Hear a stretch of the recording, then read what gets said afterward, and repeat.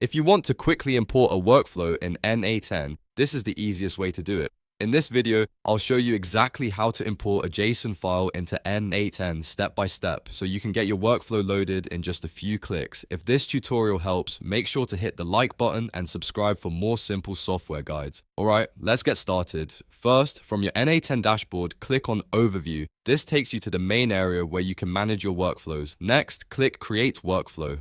This opens a new workflow canvas where you can begin setting things up. Once the workflow page loads, look to the top right corner and click the three dots menu. This menu gives you access to more options for your workflow. From the drop-down, click Import. After that, choose the JSON file you want to bring into N8N. Once you select the file, N8N will automatically import the workflow for you, and that's it.